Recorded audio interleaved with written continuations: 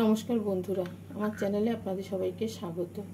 আজ আমি আপনাদের সাথে শেয়ার করব পাকা আম আর সাবুদানা দিয়ে ডেজার্ট রেসিপি। পাকা আম আর সাবুদানা দিয়ে ডেজার্ট বানানোর জন্য এখানে আমি নিয়েছি 1 কাপ আম।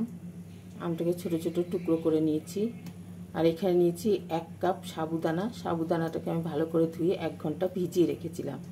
1 ঘন্টা ভিজিয়ে রাখার জন্য সাবুদানাটা নরম হয়ে গেছে। আমগুলোকে মিক্সিং জারে নিয়ে আমের পিউরি তৈরি করে নেব।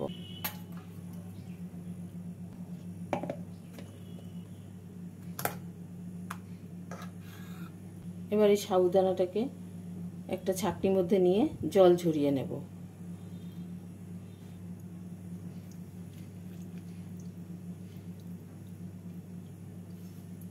গ্যাসে কড়াই বসিয়ে কড়াইয়ের মধ্যে আমের পিউরিটাকে দিয়ে ফুটিয়ে একটু শুকিয়ে নিচ্ছি।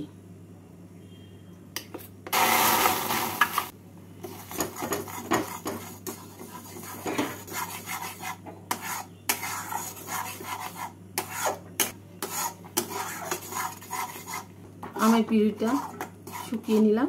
এবার আমের পিউরিটাকে নামিয়ে রাখবো। গ্যাসে কড়াই বসিয়ে কড়াইতে আমি দিয়ে দেবো 750 ml দুধ। দুধটাকে দিয়ে দুধটাকে ঘন করে ফুটিয়ে নেব।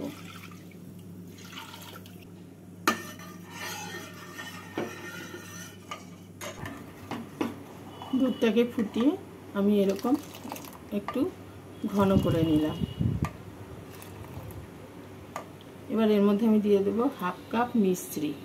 আপনাদের মিষ্টি না থাকলে আপনারা চিনিও দিতে পারেন। মিষ্টিটা আপনারা আপনাদের প্রয়োজন অনুসারে দেবেন। এবার মিষ্টিটাকে গলিয়ে নেব।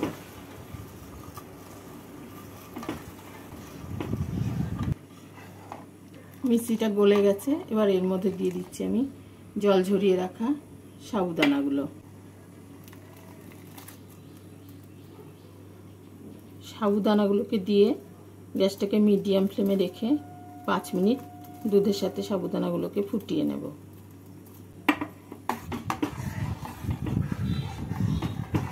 এর মধ্যে আমি দিয়ে দিচ্ছি 1 পিঞ্চ নুন।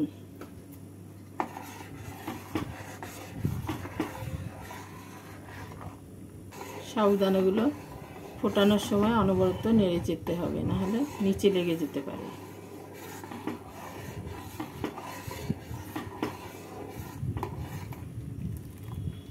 পাঁচ মিনিট ফুটিয়ে নিলাম। এবার আমি গ্যাসটাকে বন্ধ করে দিচ্ছি আর দেখিয়ে দেবো সাবুদানাগুলো কিরকম সেদ্ধ হয়েছে।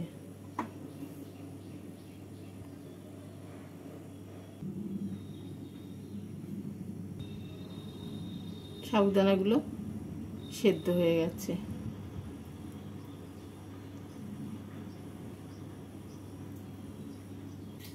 এবার এর মধ্যে আগে থেকে তৈরি করে রাখা আমের পিউরিটা দিয়ে দিচ্ছি।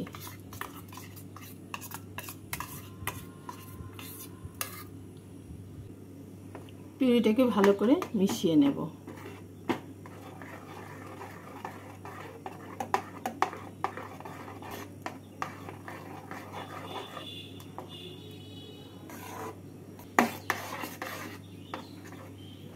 ভালো করে মিশিয়ে নিলাম।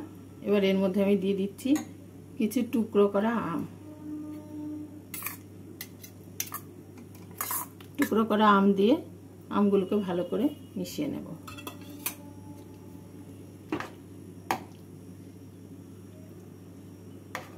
এই ডেজার্টটা তৈরি করার সময় মিষ্টি আমি ব্যবহার করবেন, তা নাহলে দুধটা কেটে যেতে পারে।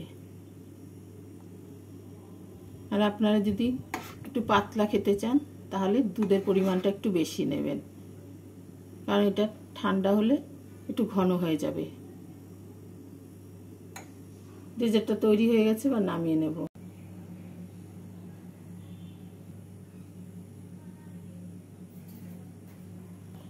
আমার এই ভিডিও যদি আপনাদের ভালো লাগে, লাইক, কমেন্ট আর সাবস্ক্রাইব করে পাশে থাকার অনুরোধ রইল।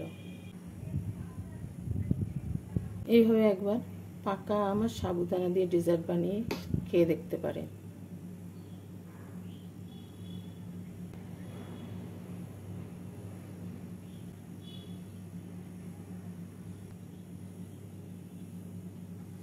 এইভাবে ডেজার্ট বানিয়ে আপনারা ফ্রিজে রেখেও খেতে পারেন বা নর্মাল টেম্পারেচারে ঠান্ডা করে খেতে পারেন। এর ওপর দিয়ে আমি দিয়ে দিচ্ছি কিছু টুকরো করা আম।